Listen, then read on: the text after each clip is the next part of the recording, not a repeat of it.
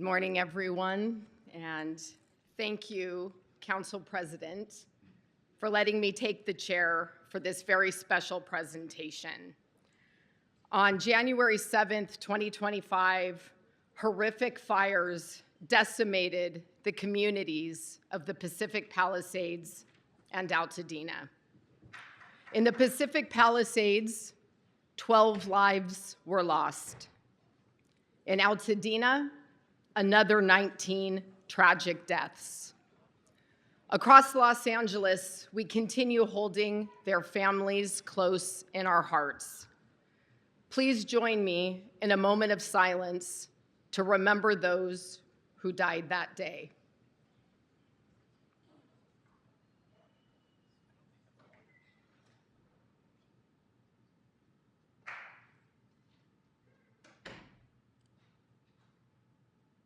Thank you.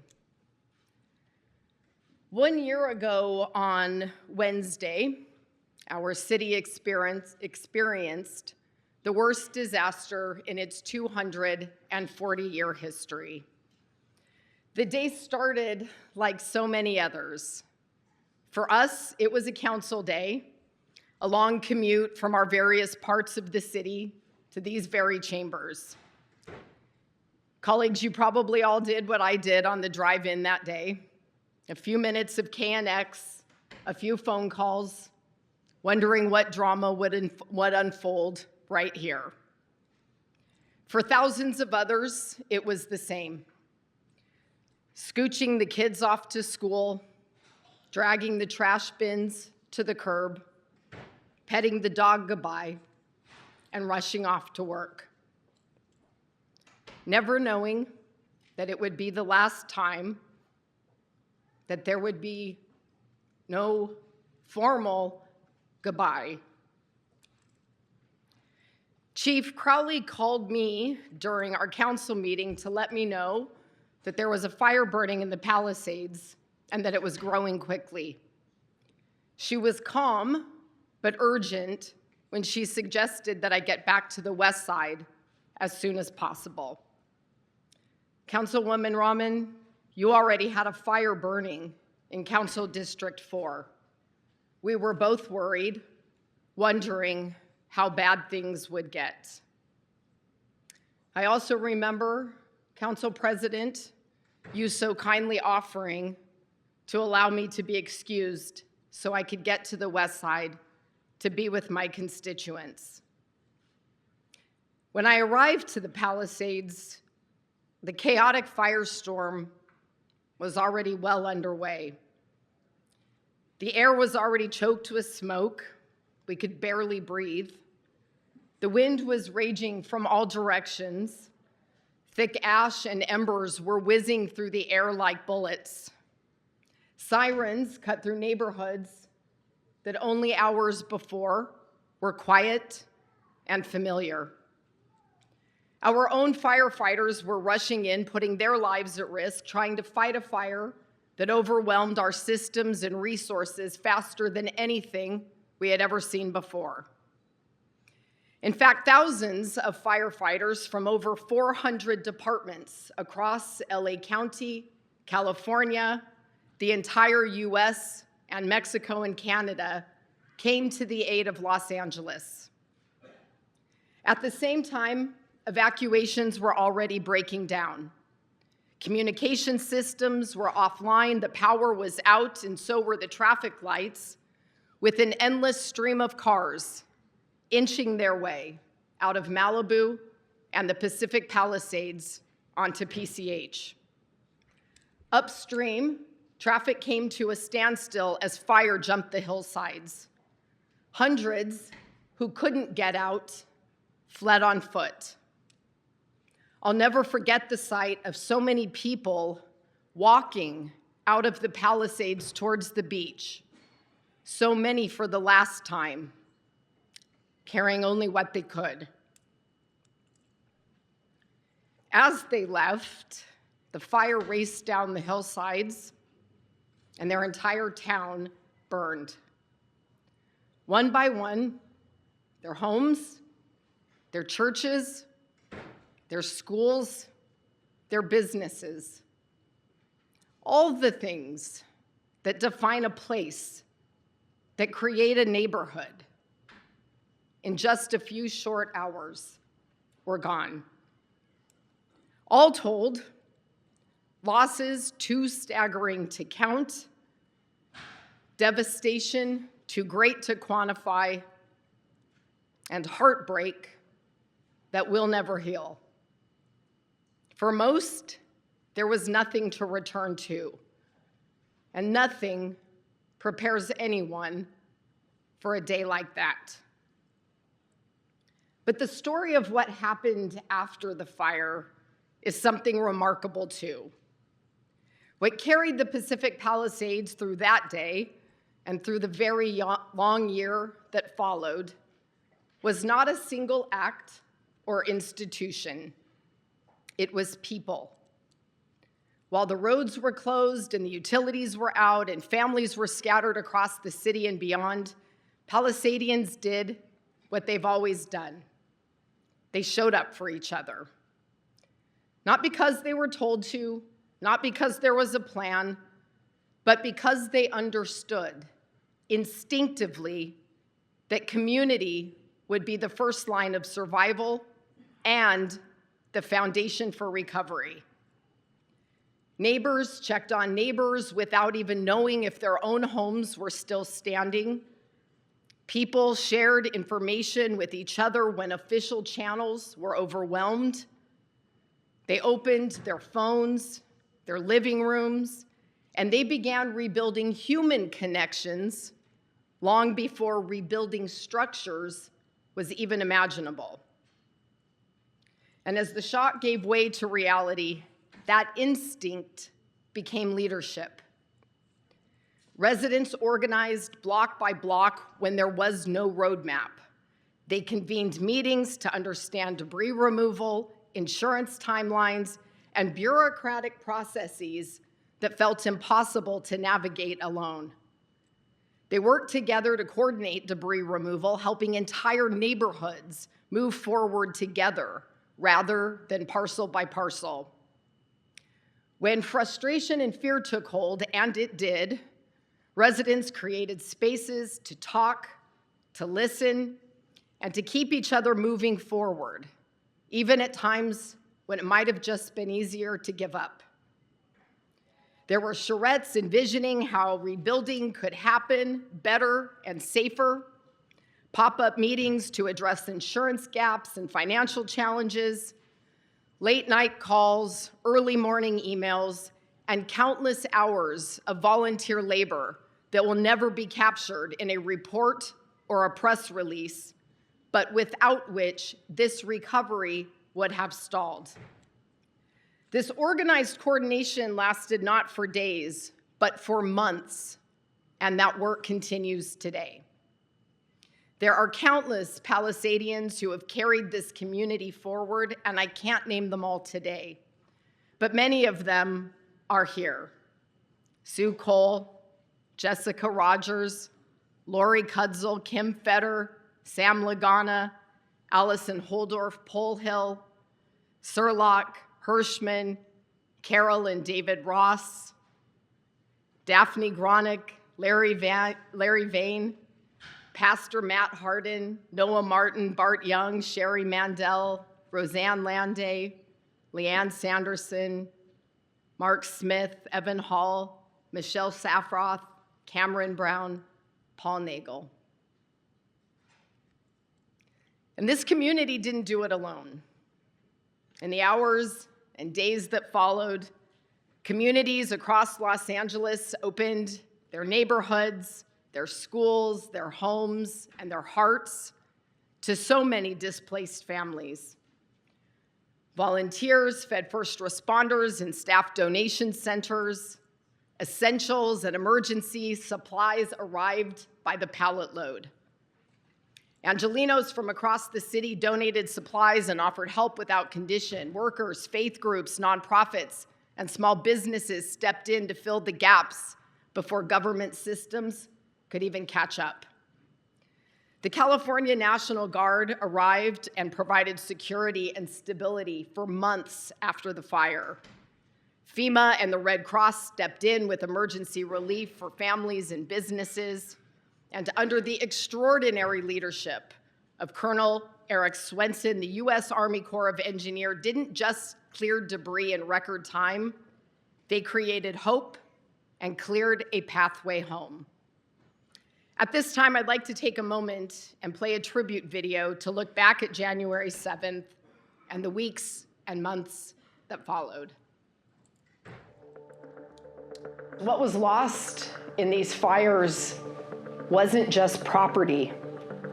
These were places, homes that were filled with history, gifts from grandparents, memories by parents, and dreams carried by children. This fire took so much more than structures. It took pieces of your collective history. 1 year ago, LA experienced the worst disaster in its 240-year history.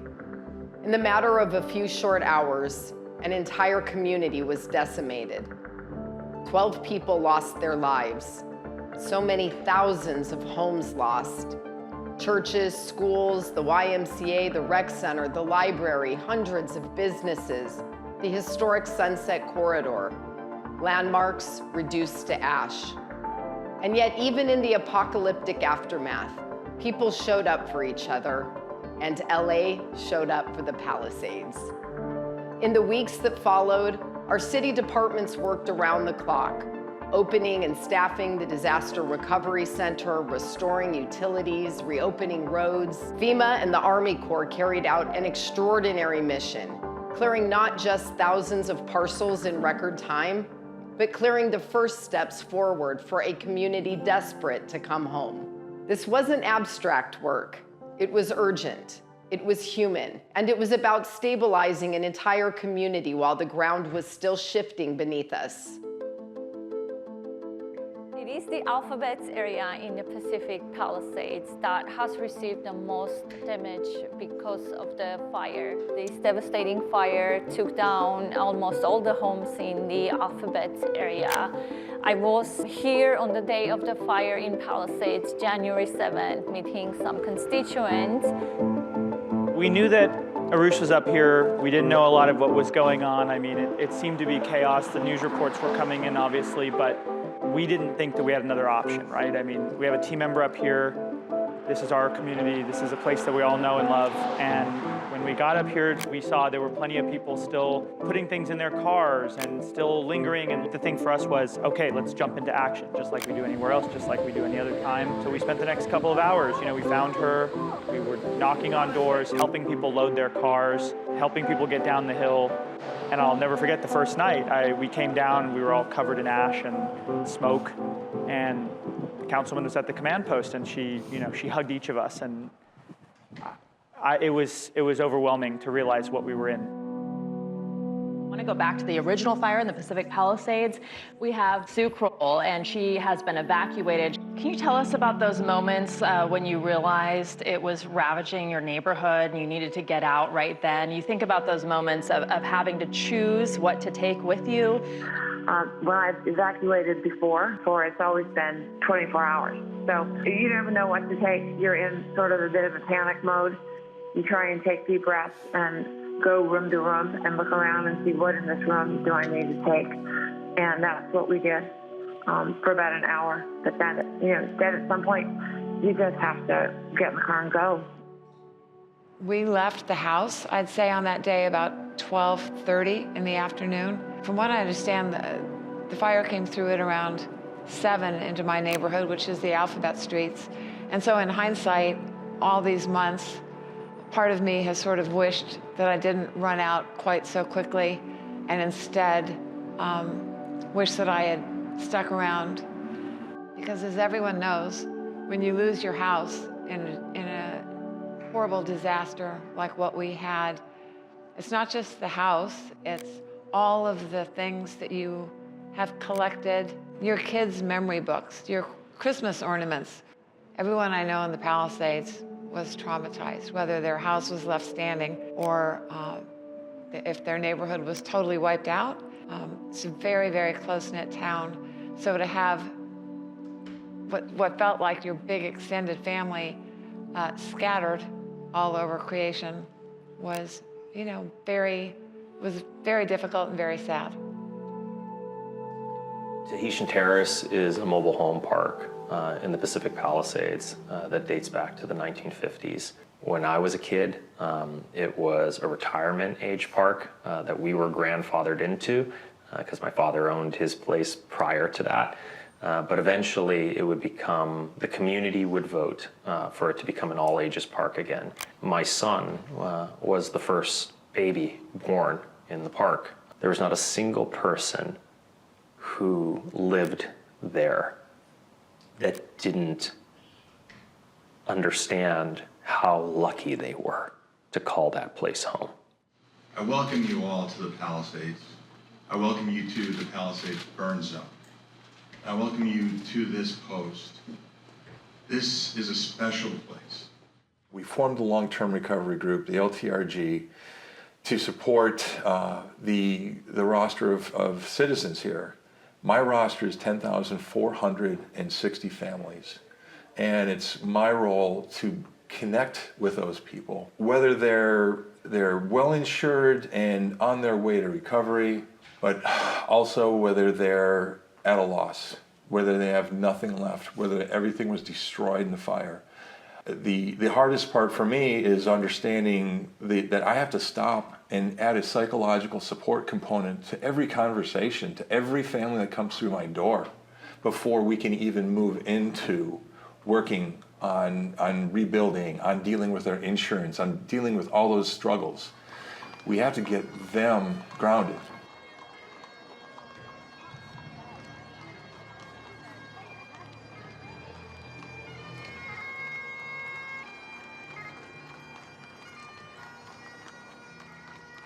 Many lots have been cleared thanks to the extensive work of the Army Corps of Engineers. We've seen a lot of activities in the Alphabets, especially because this area has received a lot of damage. The constituents have filed their opt-in and out forms, and we've seen trucks going in and out of Palisades.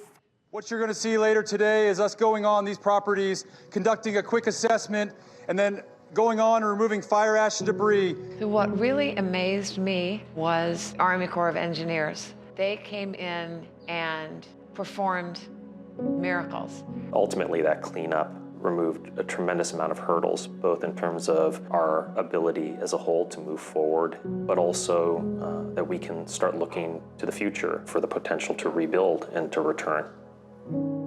Below Pacific Palisades and neighboring communities impacted by the devastating wildfires that struck your community in the early days of January 2025. I miss all of you and think of you often. Daily, I say my prayers for the survivors that you will find the strength to overcome adversity and get back onto your land and into your new home. When I was in town a few weeks ago, I drove around the Palisades and witnessed firsthand just how resilient your community is. The sound of construction everywhere warmed my heart. I would like to thank every member of the community for making my 6 months in your community special. I truly felt like I was part of the community, united under a common goal of getting each survivor back on their feet. You know, Jessica, as we are almost at a year from all of this happened, as I think back to those early days in the aftermath and the fear of looters. In the first 3 weeks after the fire, my house, my lot, my land, my remains were sifted through 5 times for copper. It's a feeling of being violated at your most vulnerable. So we've appreciated that your office has spoken up for this community and our needs and stepped when we needed the National Guard for longer. We've worked really closely to get homes registered with LAPD for no trespassing directions. You've got neighborhood watches organized. You've got the camera systems already in place, and we're building out more. Let's continue to have open minds and be as creative as we can be, because together we can get through this. I'm so optimistic about the future of the Palisades. Although we have been tested, we are coming through those tests together. We're resilient and we care for each other. Our community is strong and committed to getting back in our homes. Prior to the fire, my youngest son was into gardening, still is. In the front of our home in the Palisades, we had a small little piece of dirt that would eventually become his garden. And he became famous for the tomatoes that he grew. After the fire, about a week later, we ran into one of our neighbors, and she had, the day of the fire, had collected 3 of his tomatoes, purchased 3 of his tomatoes, and she still had them in her purse. And from there, she gave me the tomatoes, and we replanted the seeds. I'm coming back. I am praying that I think most of my neighbors are coming back. Even my 94-year-old from across the street says he's coming back. This is going to be a day of a lot of hope and a lot of faith, and that is what this represents for me. The Pacific Palisades refuses to be defined by its worst day, but this community is still healing, and they still need our help. As a city, we remain committed to honoring what was lost, protecting what remains, and doing the hard work required to prepare for whatever comes next.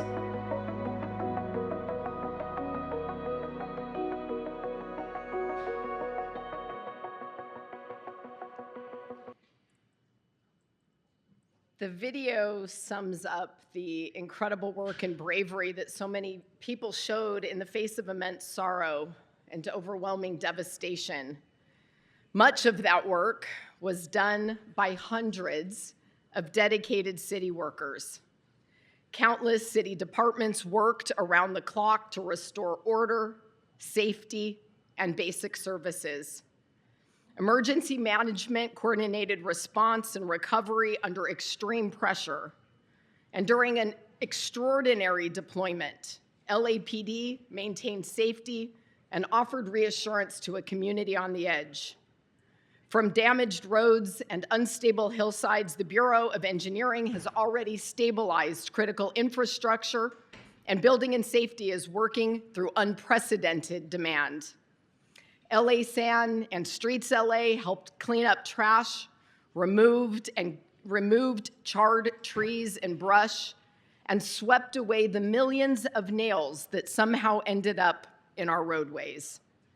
As we faced storms, landslides, flooding, and more, their work helped prevent even more damage and loss. Therefore, colleagues, on behalf of a grateful council district and city, I would like to extend my sincere thanks and appreciation to our incredible city family for their dedication in serving our residents in the aftermath of this tragedy. On the screen, you'll see the names of some of the city staff who were part of the fire response, and I'd like to read the names of the departments who, at the request of Mayor Bass, worked directly on the ground or sent their staff to assist at the Disaster Recovery Center and in so many other capacities.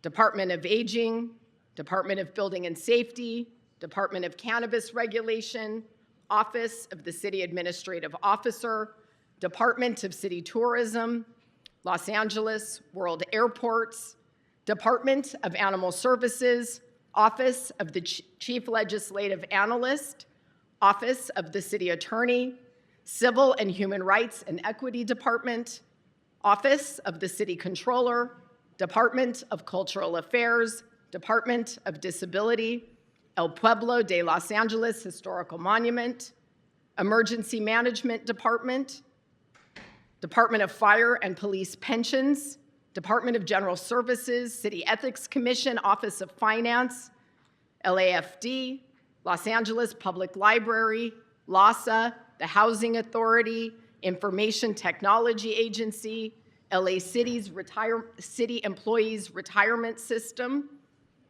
LA Housing Department, Office of Public Accountability, Personnel Department, LAPD, Board of Public Works, Office of the Mayor, Department of Neighborhood Empowerment, Department of City Planning, Bureau of Contract Administration, Bureau of Engineering, Bureau of Street Services, Department of Recreation and Parks, Department of Water and Power, Youth Development Department, Bureau of Sanitation, Bureau of Street Lighting, Department of Transportation, Office of the City Clerk, Community Investment for Families Department, Economic and Workforce Development Department, Port of Los Angeles, and the LA Zoo. Colleagues, that very well may have been every department in the city of Los Angeles who helped, who has dedicated staff and time and resources and grit and heart. I also want to take a minute, colleagues, and thank each of you. Some of you joined me in the Palisades on the day of the fire, and others of you came in the days after to stand alongside me and to bear witness to what happened. Others of you loaned your beautification teams, your outreach teams, and your staff to answer our phones and respond to emails, to greet people at our doors, and to staff our donation center so that my team could focus on the devastation in front of us. Those early days were the toughest of my career, of my life, really. But colleagues, your generosity and support lightened my load and allowed my team and I to do all that was necessary to help stabilize a traumatized, displaced community. So Council President Harris Dawson, Councilmember Lee, Councilwoman Rodriguez, Councilmember Yaroslavsky, Councilwoman Hutt, Councilmember Hernandez, Councilmember Rahman, Councilmember Padilla, Councilmember Price, Councilmember Soto Martinez, and Councilmember McCosker and Councilmember Jurado. On behalf of Council District 11, thank you for your support then and now too. That brings me to my incredible team. I am in awe of the ways you all have showed up for our residents over the last year.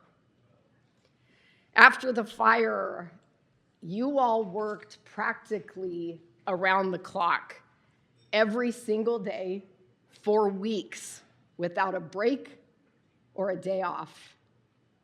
You put your lives on hold to serve our residents and our city. Your actions were nothing short of heroic, and thank you will never be enough. Several of my team members were on the ground in the burn zone on the day of the fire. Arus Gregorian was working her second day with my office as our new deputy for the Pacific Palisades. Arus was having her first constituent coffee in the Palisades when the fire broke out.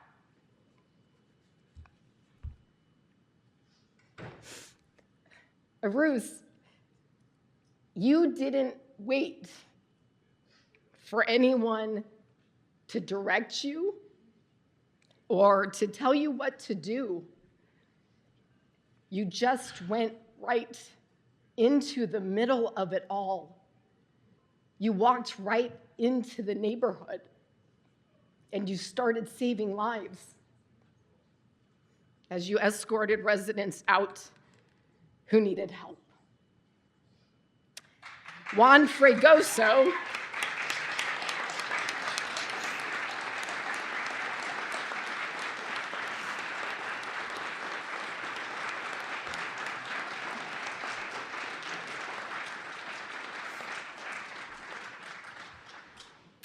Juan Fregoso I don't see you, Juan. There he is, right in front of me. Juan, my district director, pulled together an incredible field team that morning and rushed from Westchester up to the fire zone. And on that day, Juan led Sean Silva, Trey Grogan, and also Julio Torres and Martin Perez, both of whom were also on their second day on the job in CD11, on a mission across the Palisades. Together, those 6 incredibly brave people went door to door, evacuating residents, rescuing and loading pets, recovering lost items, and watering down rooftops and burning bushes, literally saving homes and lives. Team CD11, you all literally put your own lives at risk to save and protect others. Your bravery is nothing short of remarkable. I was at the command post.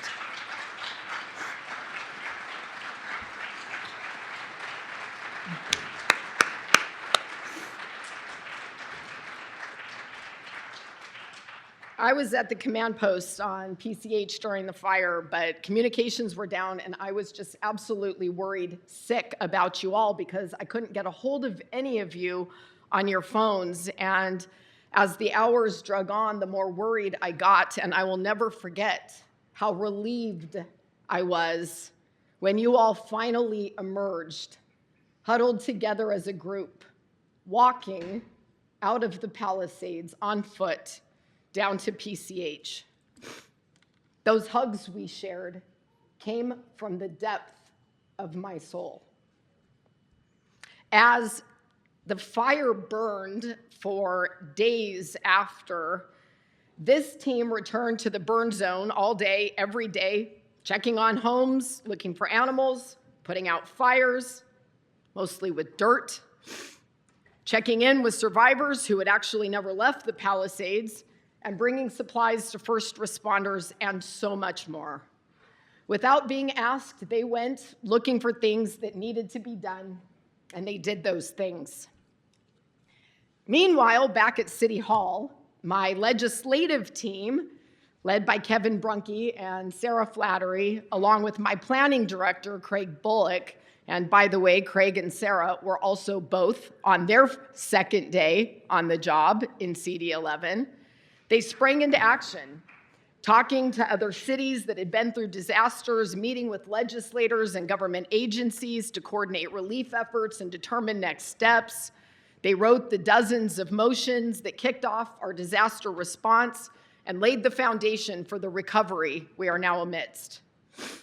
My senior advisor, Jacob Berman, staffed the command post and emergency operations center for many weeks, bringing us the most current information so we could keep our residents updated as the circumstances changed day by day.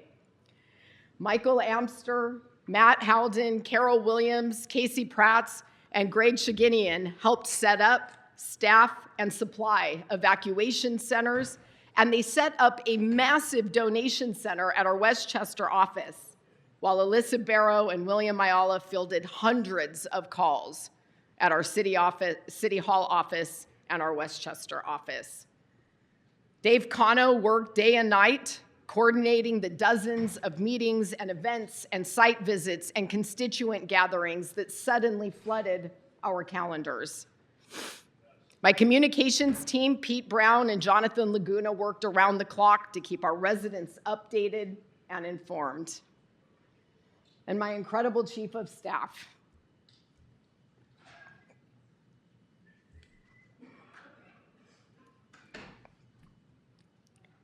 Star, you led us through it all. You kept us moving as a united team, managing the constituents, managing me, and doing it all with incredible grace and humility under incredibly challenging and personally difficult circumstances. I couldn't pick a more important angel in a city of angels to have on my side.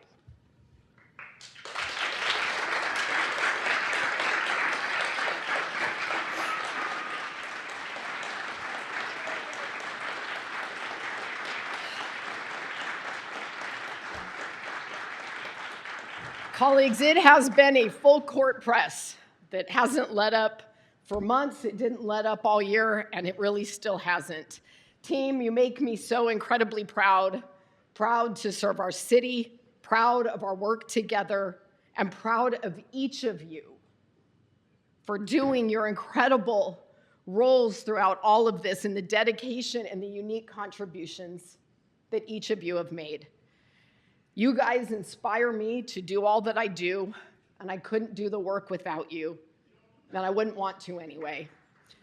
So colleagues and friends, we all know that recovery doesn't happen in a year, and while the progress is undeniable for many families, the hardest part is still unfolding.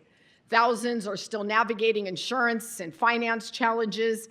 ALE and mortgage forbearance are expiring, and people are running out of time and options. We owe these victims urgency, we owe them clarity, and we owe them a long-term commitment to restore what was lost. Every neighborhood in Los Angeles is just one disaster from devastation. Being ready isn't a luxury, and investing in recovery can't be optional. The lesson in this tragedy can't just be about what went wrong. It must be about what we do to make it right. Let's honor the past by protecting the future and move forward together with purpose, intention, and resolve. Thank you, Council President.